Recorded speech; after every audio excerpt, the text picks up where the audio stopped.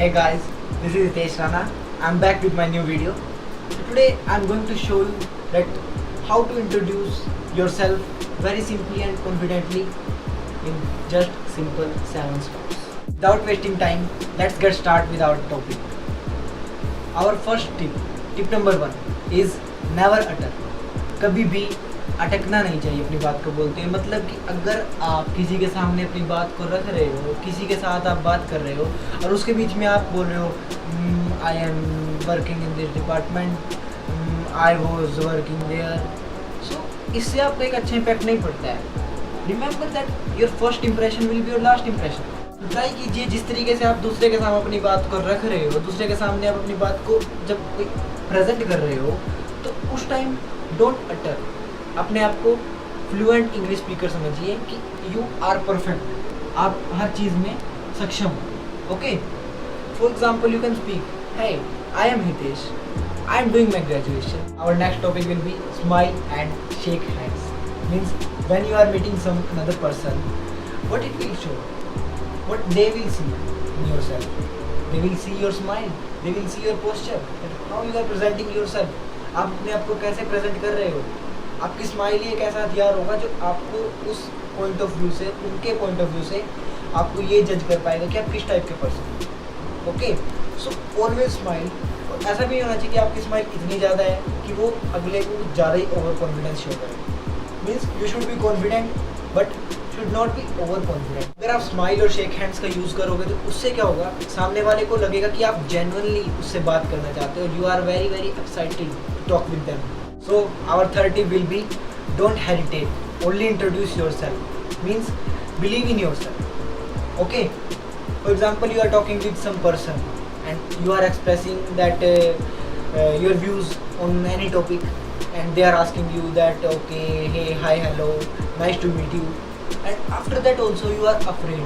Means आपके उसके बाद भी कुछ hesitation है तो आप क्या कर सकते हो, आप कुछ उनसे हल्का फुल्का क्वेश्चन कर सकते हो। मीन्स आप उनसे कर सकते हो यार मेनली क्वेश्चन क्या होता है, व्हाट डू यू डू, आप क्या करते हो। इट्स द 90% चांस कि आपसे कोई भी अननोन बंदा होगा, अगर आपसे कोई भी बात कर रहा है तो उसका फर्स्ट क्वेश्चन यही होगा 90% लोगों, according to my opinion. Okay, so इसमें क्या होगा, नॉर्मली अपना प्रोफेशन बताओगे कि आप किस प्रोफेशन में इंगेज हो। मीन्स कि आप अगर आप जॉब करते हैं या आपका कोई अपना पर्सनल बिजनेस है, that will be dependent on you that what you are doing.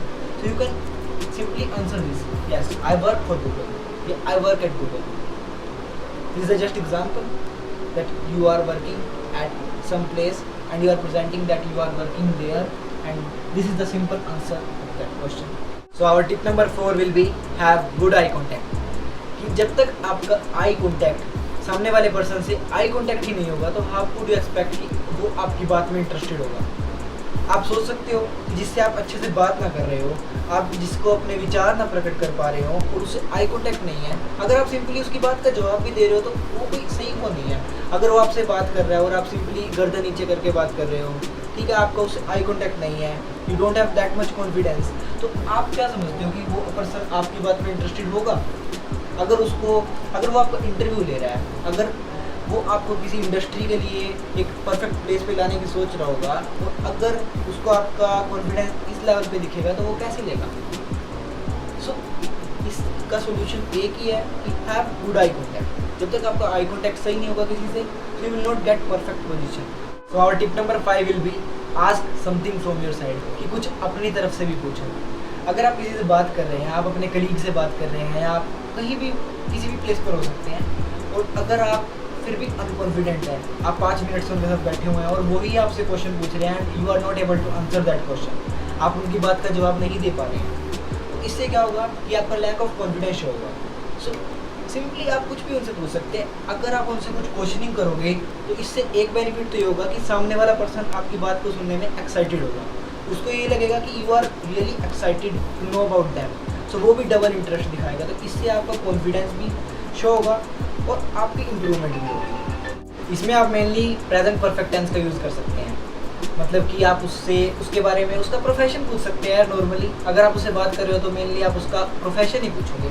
मैंने पहले भी बताया कि 90% लोगों को क्वेश्चन होता है कि व्हाट डू यू डू, आप क्या करते हैं। सो इसका आंसर सिंपल होगा कि वो अपने प्रोफेशन के बारे में बताएगा. So you can ask them in a present perfect tense. What is that? For example you can ask them how long you have been working in this company. आप कितने टाइम से इस कंपनी में काम कर रहे हैं. तो सिंपली आंसर देगा इस बात का that I have been working in this company for the last 10 years. I have been working in this company since 2016. This is the simple answer of this question. Okay, so let's begin to the tip number 6. Our tip number 6 will be lead the interview. Lead the interview means try to attract people.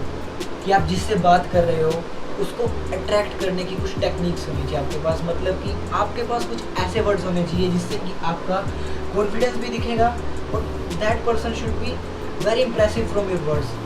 वो impress होना चाहिए आपके word से. अगर आप interview दे रहे हो तो इंटरव्यूअर को आपकी पर्सनल लाइफ जानने में कोई इंटरेस्ट नहीं है, क्योंकि उसको आपको एक परफेक्ट इंडस्ट्री को देना है. So what they will see in yourself, आपके अंदर क्या क्वालिटीज़ है. तो क्वालिटीज़ के लिए आपके पास कुछ ऐसा होना चाहिए जो कुछ डिफरेंट हो या जो कुछ इम्प्रेसिव हो. ओके, मीन्स आप उसमें कोई अपनी अचीवमेंट बता सकते हो. You can show your some curricular activities. So move on to the tip number 7, that always that you are the wisest person in the crowd. अगर आप एक क्राउड में खड़े हो तो अपने आप को सबसे समझदार पर्सन समझना चाहिए. That is the main point of tip number 7. हाँ, मैं मानता हूँ कि ये काफ़ी फनी पॉइंट होगा, लेकिन अगर आप इस पॉइंट को अप्लाई करोगे ना तो I am damn sure that you will be achieving good success and will be introducing your self naturally and very genuinely. Because क्या होगा, अगर आप सबको सिंपल समझोगे और आप उस क्राउड में वाइजेस्ट पर्सन होंगे तो उससे आपका ये फ़ायदा होगा कि आपका कॉन्फिडेंस, आपका बोलने का तरीका वो कुछ अलग ही ढंग होगा. लेकिन अगर आप हेरिटेशन में बोलोगे, आप एक्सपेक्ट कर सकते हो अगर आप किसी से डरी हुई भाषा में कुछ बोलोगे और वो आपकी बात को माने, नेवर, ऐसा कभी हो ही नहीं सकता. बट अगर आप एक कॉन्फिडेंस के साथ एक बात को कह रहे हो और मे बी की चांस है कि सामने वाला आपकी बात को समझे, वो आपकी बात को कह भी सकता है. So always be the wisest person. Only thing, don't apply it. Okay, only think that you are the wisest person. Okay, so I hope you will like my video. If you like this video, do like, share and subscribe my channel. I hope you will give me full love and support. So guys, thank you so much for watching my video.